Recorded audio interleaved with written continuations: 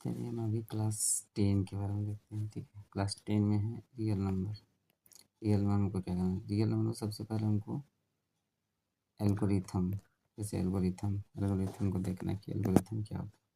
तो एल्गोरिथम क्या? An algorithm is a series of well defined step which gives for solving A type of problem. ठीक है, तो algorithm क्या हुआ? किसी भी समस्या को हल करने का एक मतलब तरीका है, स्टेप करते हैं। और एक स्टेप का एक समूह होता है, और वह क्या होता है? स्टेप सीरियल नंबर से उस स्टेप को फॉलो करते हैं, तब क्या होता है कि हम लोग उसको प्रूव कर सकते हैं किसी भी समस्या को। जैसे मान लेते हैं एग्जांपल में दो नंबर का हमको सम निकालना, दो नंबर का योग। तो फर्स्ट तो क्या करते हैं, जैसे मान लो दो नंबर को जोड़ना, सपोज करके 5 और 6 को हमको जोड़ना है। तो हम इसको जोड़ने के लिए क्या स्टेप अपनाएंगे? पहले दोनों नंबर लेंगे, 5 और 6 टेक करना, ये दोनों नंबर। पहला स्टेप में यही होगा। दूसरा स्टेप में क्या होगा, जो है इसमें 5 + 6 करेंगे। ठीक, तीसरा स्टेप में क्या होगा? 5 + 6 = क्या होता है? 11 होता है। यह स्टेप अपनाएंगे। तो ये सारा स्टेप को हम क्या करते हैं? एल्गोरिथम करते हैं। यानी यह एक सीरीज होता है जो वेल डिफाइंड स्टेप होता है कि किसी भी समस्या को यानी हल तक पहुंचने के लिए हमको जो स्टेप यूज़ करना पड़ता है, 1 2 3 4 5, इन स्टेप को हम एल्गोरिथम बोलेंगे। यह प्रॉब्लम को सॉल्व करने का स्टेप है। ठीक है, चलिए आते हैं लेमा के बारे में। लेमा क्या है? Lemma is a proven statement use for proving no state. कोई जैसे मान लो कि थ्योरम होगा, कोई थ्योरम को हमको प्रूव करना होगा, तो कुछ क्या करते हैं, इसमें छोटा सा स्टेटमेंट लेते हैं जो पहले से प्रूव किया हुआ है, तो जो है उसी को हम लोग लेमा बोलते हैं। यदि हम कोई जो है ज़्यादा जो है जटिल थ्योरम या डिफ़िकल्ट थ्योरम का जो प्रूव कर रहे हैं, तो छोटा छोटा हमको उसको रूल लेना होगा। ठीक है, उस रूल को अपना के हम लोग क्या करते हैं, उस थ्योरम को प्रूव करते हैं। तो वह थ्योरम हो गया प्रूव करने का तरीका, वो हो गया लेमा। ठीक है, अब आते हैं यूक्लिड एल्गोरिथम। ये तो से सिलेबस में हटा हुआ है, लेकिन फिर भी हम लोग देख लेते हैं यूक्लिड डिवीजन एल्गोरिथम क्या होता है, क्योंकि इसके बेसिस में सवाल होगा, थ्योरम भले नहीं है। यूक्लिड डिवीजन क्या होता है कि एक स्टेट देखो क्या है, any two given positive integer A and B, दो positive integer A and B है, और we can find whole number Q and R such that, ऐसा होगा ए = BQ + C, वेयर जो आर रिमाइंडर होगा, मतलब आर का वैल्यू 0 से less than equal to R and less than B हो, जहाँ ए जो है डिविडेंट होगा, B divisor, Q quotient and are क्या होगा? रिमाइंडर होगा। तो एक रिलेशन होता है, देखिए रिलेशन हो डिविडेंट इक्वल टू, ये वाला रिलेशन हमको याद रखना जरूरी है। Dividend equal divisor into quotient plus remainder, कोई भी डिवाइड में हम जो है इसका यूज़ करते हैं। ठीक है, चलिए देखते कैसे करके इसका यूज़ होता है। इसमें से कोई नंबर को अगर हम डिवाइड करते हैं, कोई भी नंबर को सपोज करके एक नंबर हम लेते हैं। ठीक है, जैसे एक नंबर ले लेते हैं, ये 3 से हम डिवाइड करते हैं 7 को। अब हम टेबल पढ़ते हैं, 2 टाइम्स पढ़ेंगे। ठीक है, 3 2 से 6 हो जाएगा, फिर नीचे 1 बचेगा। तो यह जो नंबर है ना, इस नंबर को कहा जाता है डिवाइजर वाले। ठीक है, और इस नंबर को कहा जाता है क्वोशिएंट।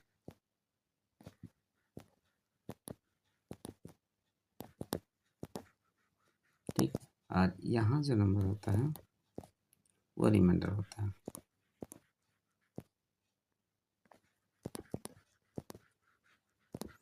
ठीक है, यानी कोई नंबर को, इसको हम लोग सेट करते हैं, जैसे हम क्या लिखेंगे, ऐसे लिखते हैं ना, 7 =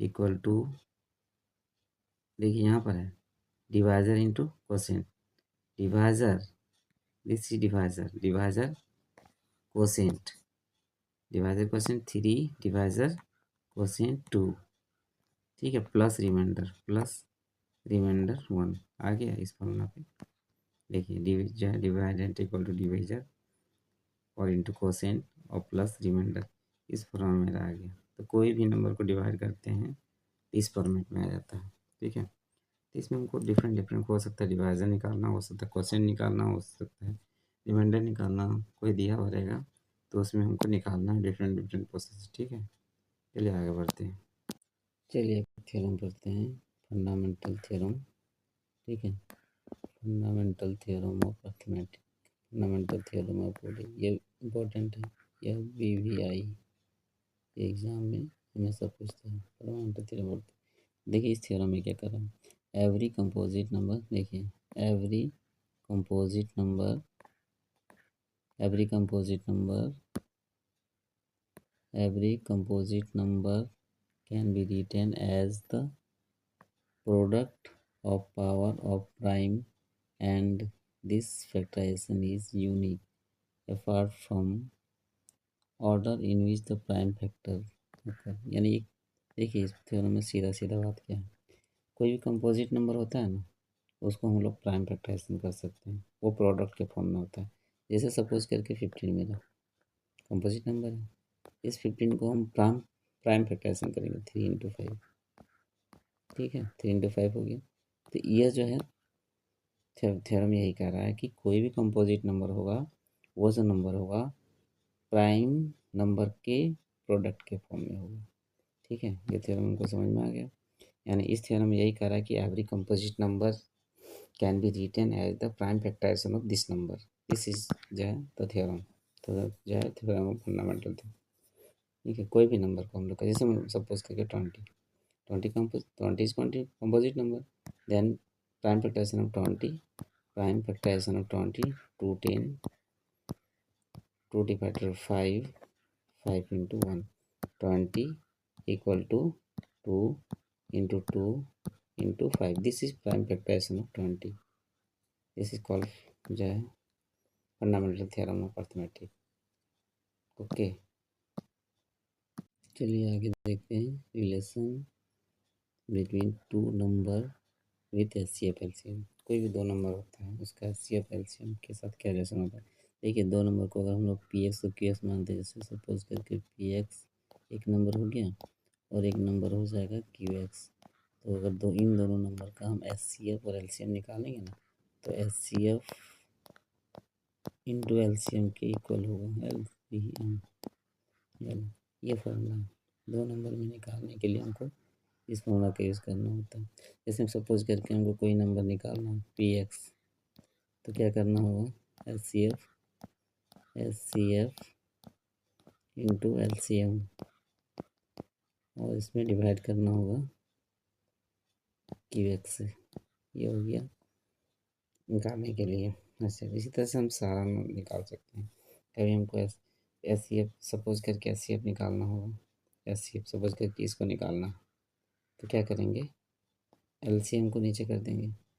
तो जैसे सपोज HCF निकाला है, कहीं पर हमको HCF निकालना, CF, ठीक है, HCF निकालना है, तो PX इंटू QX और बाय कितना हो जाएगा, बाय हो जाएगा LCM। फिर इसको तो सब नहीं लगता है, जैसे मान लेते हैं हम कभी HCF निकालना होगा, HCF, तो क्या करेंगे, ऊपर में PX और इंटू QX और y क्या हो जाएगा LCM, इसको निकाल सकते। चलिए आगे समझते हैं decimal number, type of decimal number. ठीक, डेसिमल नंबर टाइप देखिए, सबसे फर्स्ट में है डेसिमल। तो डेसिमल क्या होगा, दो टाइप का होगा, एक होता है टर्मिनेटिंग और एक होता है नॉन टर्मिनेटिंग। टर्मिनेटिंग मीन्स होता है सपोज के जैसे 2 और जो है इसमें हम 2 से 4 को डिवाइड करते हैं, तो क्या होता है, जैसे हम डिवाइड करेंगे 2 टाइम्स में 4 हो जाएगा, ये मेरे कट गया, तो क्या हो गया, ये टर्मिनेटिंग में, यानी जो है ऐसा नंबर जो पूरे जो है डिवाइड हो जाएगा, और टर्मिनेटिंग। नॉन टर्मिनेटिंग होगा ऐसा नंबर जो डिवाइड नहीं होता। सपोज करके हम 7/3 से, 3 से अगर इसको हम डिवाइड कर रहे हैं, 3 × 1 = 3, 3 × 2 = 6, 3 × 2 = 6 हो गया, 1 बचा, पॉइंट बैठा है, 0 होगा, 3 3 से 9। फिर अब देखिए 3 3 3 3 3 ऐसे कर करके चलते रैकरिंग वाला नंबर आ जाएगा। तो अगर हम नॉन टर्मिनेटिंग जब होगा तो दो टाइप का होगा, या तो हो गया नॉन टर्मिनेटिंग रिपीटिंग डेसिमल, या नॉन जो है नॉन टर्मिनेटिंग नॉन रिपीटिंग, दो होता है, रिपीटिंग होता है non repeating.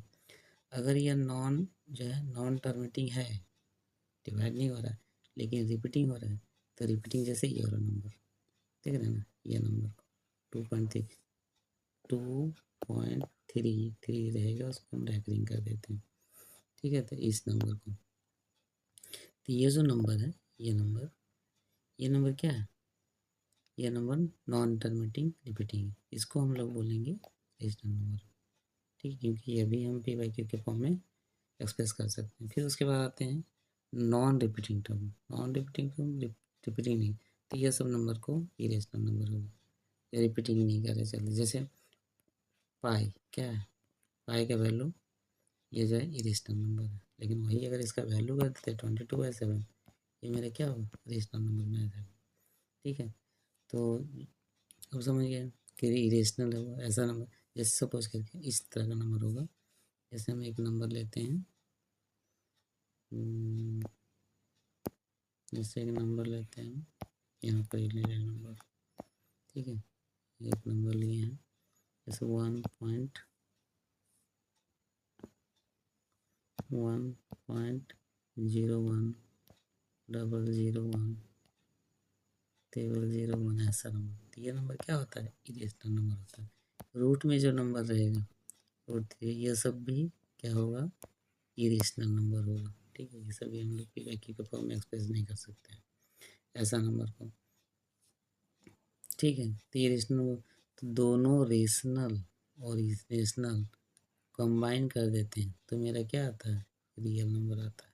Real number is the combination of rational and irrational number, this is real number, okay. चलिए अब आगे देखते हैं कि कोई नंबर टर्मिनेटिंग क्यों होता है। जैसे कोई रेशनल नंबर को हम लोग पी बाई क्यू के फॉर्म में दिखाते हैं, ठीक है। तो पी तो कोई भी नंबर हो सकता है, ठीक, लेकिन जो डिनोमिनेटर है यहाँ जो है केवल 2 का पावर कुछ और 5 होना चाहिए। यदि q का वैल्यू 2 का पावर m इंटू 5 का पावर n के फॉर्म में होगा तो इसको हम लोग बोलेंगे, ये जो ऐसा होगा तब टर्मिनेटिंग होता है, नहीं तो नहीं हो जाएगा टर्मिनेटिंग, ऐसा फॉर्म में होगा तब टर्मिनेटिंग डेसिमल होगा, ठीक है। अगर इसके अलावा इस दो q is not equal to 2 to the power m into 5 to the power n, then non terminating equal to non terminating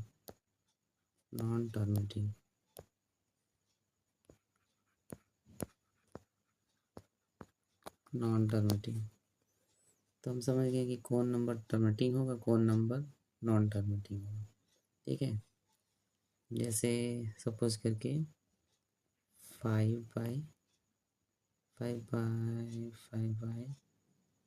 अगर हम लेते हैं 12 लेते हैं, अब इसको पता करते हैं कि ये क्या है, टर्मिनेटिंग है कि नॉन टर्मिनेटिंग है। चलिए इसको पता करने की कोशिश करते हैं कि टर्मिनेटिंग होगा कि नॉन टर्मिनेटिंग, ठीक है। सबसे पहले हम ऐसे तो रूल में क्या कर रहे हैं, रूल से तो हम जानते हैं 5/2 का पावर 2 है, यहाँ 2 का पावर 2 है 4 इंटू 3, देखिए 3 आ जा रहा है, ये 3 आ जा रहा है, ठीक है। और हम पहले ही बोले थे कि अगर 3 आ जाएगा, अगर 3 आ जाएगा तो ठीक है, 3 या कोई भी 5 के अलावा, तो ये क्या नॉन टर्मिनेटिंग है।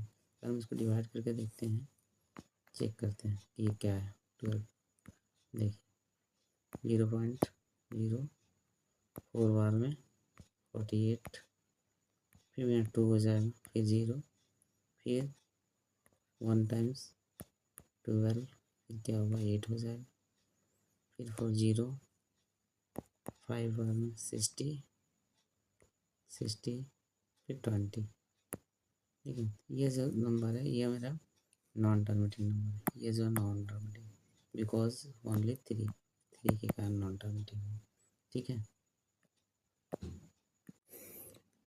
चलिए आगे के क्लास में हम सीखेंगे कि यूक्लिड डिवीजन एल्गोरिथम का यूज़ करके एचसीएफ एलसीएम कैसे निकालेंगे। ठीक है, ये यूक्लिड डिवीजन मेथड है। हम लोग प्राइम फैक्टराइजेशन जानते थे, डिवीजन मेथड जानते थे। अब हम यूज़ करेंगे यूक्लिड डिवीजन एल्गोरिथम से उनको निकालना है, एचसीएफ जो है फाइंड करना है।